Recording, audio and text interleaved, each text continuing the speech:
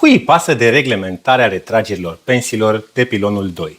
De ce este ăsta un non-subiect în realitate și cum să te asiguri că nu te afectează în niciun fel oricare din modurile în care poate fi reglementat?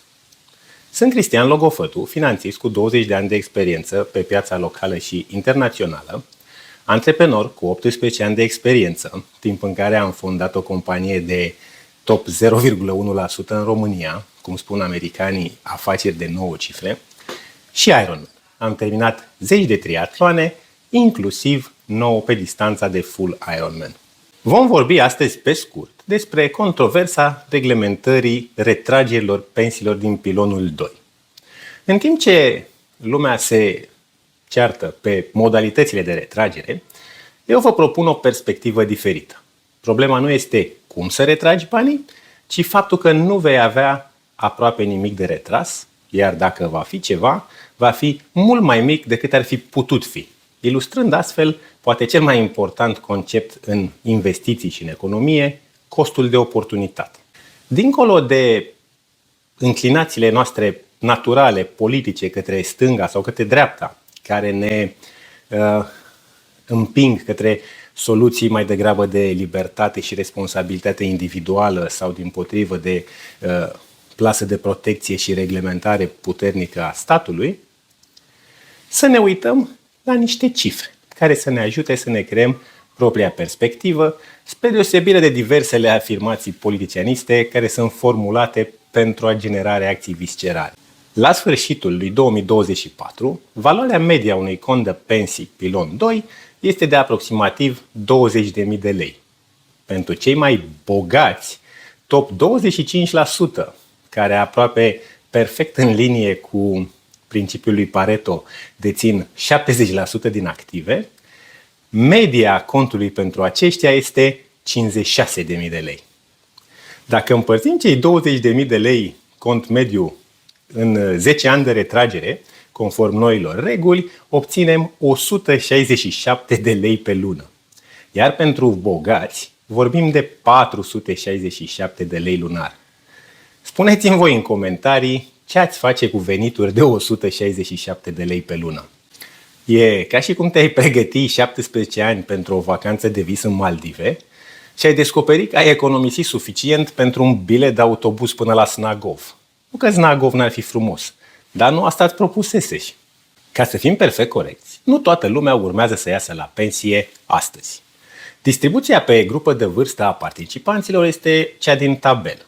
Aproximativ 10% urmează să iasă la pensie în următorii 5 ani în medie, 25% în următorii 15 ani și aproximativ 30% în următorii 25 de ani.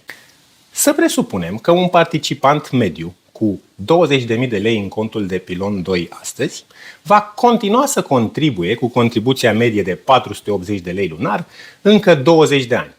Iar un participant de top 25% cu 56.000 de lei în cont va contribui cu 800 de lei lunar. Păstrând randamentul înregistrat de fonduri până acum de 7,7% anual, contul mediu va ajunge la 365.000 de lei, iar contul de top va ajunge la 720.000 de lei. Aceste valori ale contului de astăzi, combinate cu contribuții pe încă 20 de ani, ar conduce la pensii de aproximativ 3.000 sau 6.000 de lei pe lună pentru cei 10 ani imediat următori ieșirii la pensie, conform reglementării propuse. În niciun caz nu e catastrofal, dacă ne comparăm în comparație cu pensia minimă de 1.280 de lei de la pilonul 1. Dar să vedem ce s-ar putea obține cu o abordare diferită. Sistemul de pensii este desenat din motive filozofice dincolo de obiectul acestui canal, într-un fel exagerat de conservator și funcționează perfect în limitele în care a fost desenat. Alocarea generală la nivel de pensii pilon 2 este 68% titluri de stat și 23% acțiuni listate. Cu paranteza că vorbim doar de cele mai mari companii de la BVB, pur și simplu datorită dimensiunii efective ale fondurilor de pensii față de capitalizarea bursei. Deocamdată, asta generează o spirală virtuoasă, în care companiile care sunt suficient de mari primesc lunar alocări de la cel mai mare investitor din România, confirmând, deci, traiectoria ascendentă. Nu e ușor să estimăm randamentul efectiv al unui investitor în toate emisiunile de titluri de stat din ultimii 18 ani. Ani care au cuprins perioade cu variație semnificativă a nevoii statului de a plăti dobânzi bune. Dar diverse abordări pentru această estimare ne conduc la undeva la 6%. În schimb, indicele BET Total Return nu exista în 2008, când a fost lansat pilonul 2. Dar dacă adăugăm 3-4% dividende la cei 9-10% a indicelui BET în această perioadă, avem o cifră pe care o recunoaștem, ordinul a 14% anualizat randament al Bursei de Valori București. Dacă verificăm rapid această matematică, 68% investit la 6% randament, titlurile de stat, plus 23% investit la 14% randament al acțiunilor, ne dă 7,7%. Approximately right. Sistemul funcționează conform designului său conservator, dar asta înseamnă un cost de oportunitate imens pentru participanți.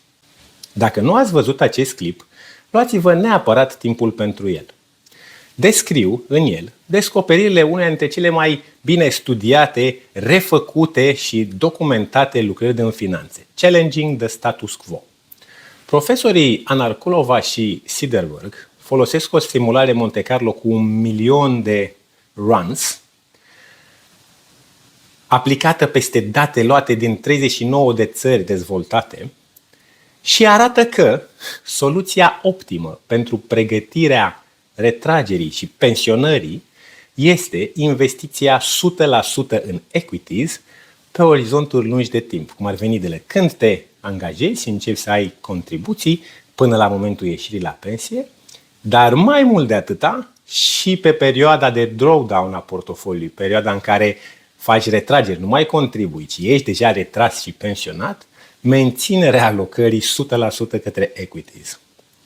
Hai să vedem ce am putea obține dacă în loc să facem precum legiuitorul nostru, să considerăm că riscul este volatilitatea în loc de sărăcia la pensie, ca și cum te-ai teme mai mult de turbulențe dacă te urci în avion și alegi să rămâi pe o insulă unde vine un tsunami, ei bine, să vedem ce s-ar putea obține dacă am investi sumele respective cu scopul de a ne asigura de adevăratele un trai mai bun.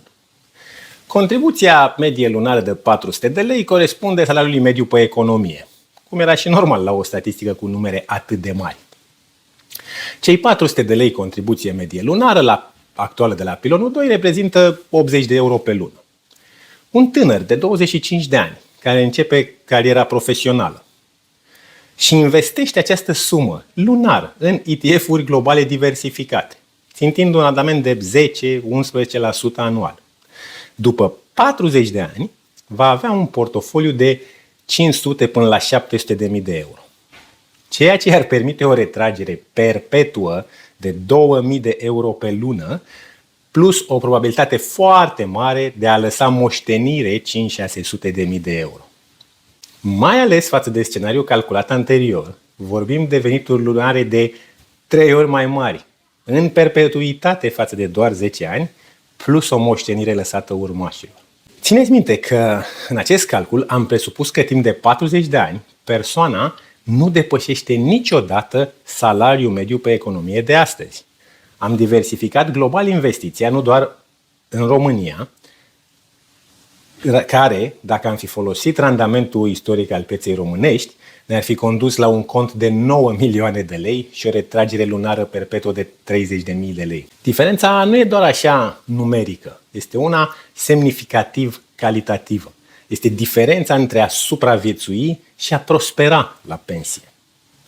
Să nu mă înțelegeți greșit, nu critic sistemul pilon 2. El este infinit mai bun decât pilonul 1. Esența mesajului meu este că e important să înțelegem corect ce este aceea siguranță, deoarece costul lipsei de înțelegere este unul imens.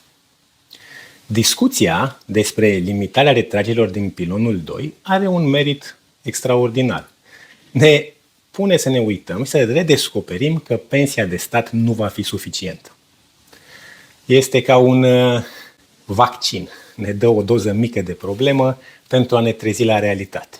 Adevăratul risc la investiția dollar cost averaging pe parcursul a 30-40 de ani în diversified equities nu este volatilitatea. Aceasta e doar zgomotul pieței normal și temporar. Adevăratul risc este să ajungi la pensie cu bani insuficienți pentru a-ți menține demnitatea și independența, să ajungi să devii o povară pentru copii și să te mulțumești cu 600 de euro pe lună din pensia privată. Sistemul actual este conceput să trateze teama de volatilitate, nu riscul real. Indiferent ce sumă aveți acumulată în pilonul 2, faceți tot ce vă stă în putință să nu depindeți de acest sistem. Investiți pe cont propriu în ETF-uri diversificate la nivel global, cu disciplină și răbdare. 80 de euro pe lună, contribuția medie actuală la pilonul 2, poate deveni diferența între o bătrânețe cu pensie de supraviețuire și una de prosperitate. În loc să discutăm despre reglementarea modalităților de retragere, mai bine ne concentrăm la nivel individual pe cum să acumulăm ceva care merită să fie retras. Dacă găsești interesant acest conținut, devină unul dintre cei 30% de urmăritori care sunt și abonați la canal, ajutând astfel pe YouTube să înțeleagă valoarea conținutului. De asemenea, donează un like și dăruiește acest episod cuiva despre care crezi că poate beneficia de pe urma informației pe care am share-uit-o. Moneda algoritmilor nu este aurul, ci like, share and subscribe. Apreciez feedback-ul sub forma acestor 3 butoane, fiindcă este ceea ce mă ajută să produc mai mult conținut de valoare.